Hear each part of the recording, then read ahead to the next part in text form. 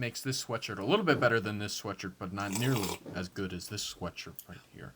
That is today's question, my friend. Well, I don't know. I suppose that's a relatively important detail. I'm just kind of winging it. But still, there are pretty important big picture things that I can point out. Subsequently, you should be able to point out regarding the most humble of clothing items, the simple sweatshirt. Immediately following that, you should feel some sort of moral grandstanding when it comes to clothing and be able to react accordingly whenever your grandmother dares to purchase mall clothing at full retail price. So in this instance, Sweatshirts 101, we're going to be looking at some of the more simple, although extremely impactful details that can be noted just from looking at the care tag or the completed garment itself. So then it's apt that we start with what is most likely the most important factor when it comes to the overall quality of a sweatshirt, that being the fabric itself.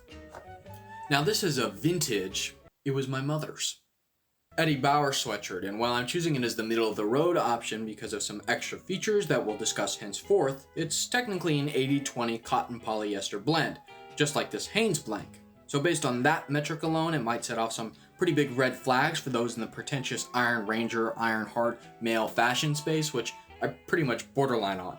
Anything not 100% cotton or wool or whatever gets a pretty visceral reaction.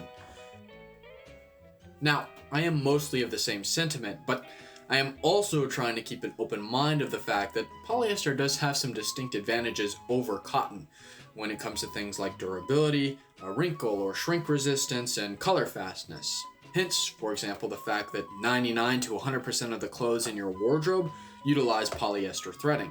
You would normally want something that's holding your clothing together to have all of those qualities, and when polyester is used in such a small but impactful manner, you notice the downsides like odor retention, poor breathability, or just discomfort a whole lot less.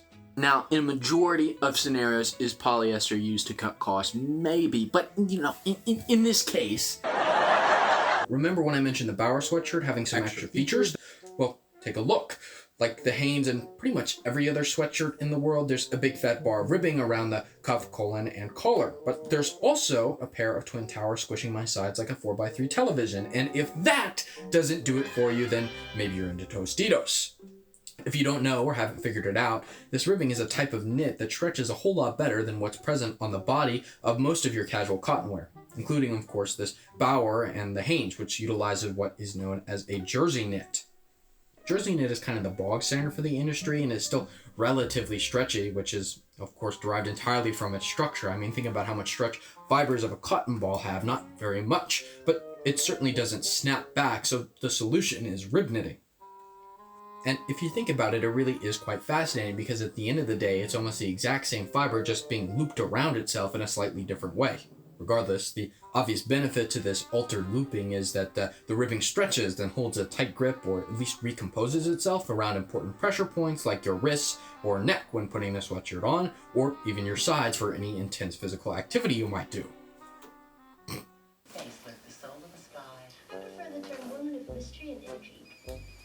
Now, if we don our thinking caps, or helmets, then maybe we have to consider why we call these things sweatshirts if all we do is lay around in them all day. Well, here's the kicker. Maybe. I don't know who this guy is, but he's definitely wearing a sweatshirt. Ding, ding, ding. Sweatshirts originated as something that you'd wear during football. And what do you do during football other than get brain damage or something that's kind of gay, but hey. Well, for one, you sweat, and this little triangle does a fantastic job of collecting all that wonderful football musk. And for two, if you do actually want to avoid brain damage, you need to wear a helmet. And, well, what else is a stretchy neckline good for? Now, case closed, we've discussed the benefit of rib knit, but what does this have to do with an 80-20 cotton polyester blend? Well, remind you of the benefits of polyester, those being durability, wrinkle resistance, as well as color fastness. Where else on a garment might we want to see those kind of attributes except somewhere that sees constant distress, stretch, and wear? Now, I don't have any definitive way of proving that more or less polyester was used in the ribbing of the sweatshirt than in the body. I was a very lazy baby and never got the gall to intern with the old EB. But then again, color fastness. If we take a look, could we say that this panel of ribbing is at least a little bit darker than its adjacents? Perhaps. I believe they call this devil's advocacy. We ought to be kind to Mr. Bauer by concluding that he has been kind to us, utilizing polyester, yes, but in an ultimately well thought out and utilitarian fashion.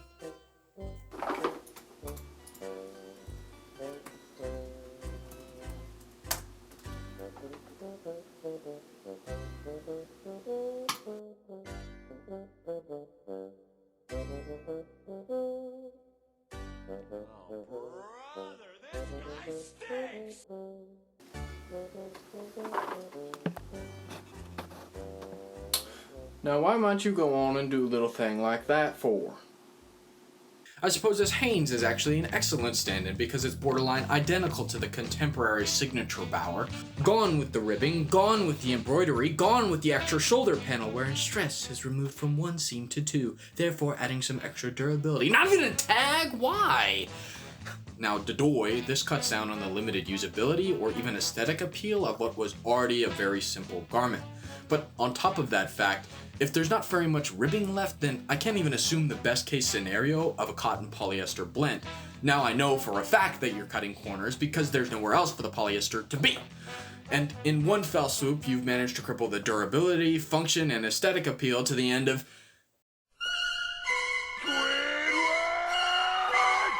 It is still $80! So no, the Hanes is not an equivalent because you can pick that up for like a nickel, assuming you're looking in the right places. Jesus! I mean, at least some sweatshirts still have class. But hey, at least now we have an idea of what kind of big picture decisions are made in construction that can add or subtract to a sweatshirt or any cotton good of ilk. Most simply, find the care tag, pay attention to it, familiarize yourself with the materials that are used and which of those may work best in your lifestyle while being wary of oft-used, merely cost-effective options. As a hint, it's usually the synthetics, but not always. Take nylon, for example, an amazing fiber capable of being both super stretchy and durable while also very breathable. Combine this with the properties of wool and you have a fantastic pair of socks. Similarly, the inclusion or exclusion of certain utility-minded details can be very important indicators of durability, care, value, whatever denomination of quality that you prefer. And I mean, all this is readily accessible just looking at the thing. Obviously, the Bauer has important ribbing around the cuff, sides, and neck. But I mean, there's brands out there that take it 20 steps further. You could, for example, find a brand that institutes a raglan sleeve instead of a more traditional set-in, as it increases your range of motion. Perhaps you value reinforcing gussets in the underarms or, well, a zipper, pockets, and a hood. They don't have to be subtle. And again, none of this information would be very difficult to ascertain and in fact would be relevant pretty much anywhere you shop. There's just more precedent for a sweatshirt to be made out of cotton than swim shorts, at least these days. And it's important to do such. Beyond the ecological or moral impact of not buying cheap garbage, there's certainly a cost-saving element as well as a measure of self-respect. Simply put, invest more in the higher quality clothing that you should now broadly be able to identify, and things will last longer and look better for longer, preventing you from having to replace things or just look silly. Though, mind, there is depreciating value at some point. Perhaps you are intrigued by such a pursuit and would be wonderfully receptive to additional information regarding such. Even if we find something that's 100% cotton, there's certainly realms of complexity within such, correct? What about the staple length, the spun fibers, varying ways of knitting or weaving together a fabric, the higher echelons of construction utilizing multiple layers, alas! Diving in such nicheties would involve joining me next time on Sweatshirts 102 or 201. I haven't decided. Actually, I haven't decided if I'm making the video at all yet. This was kind of an experiment. Thanks for watching. Bye.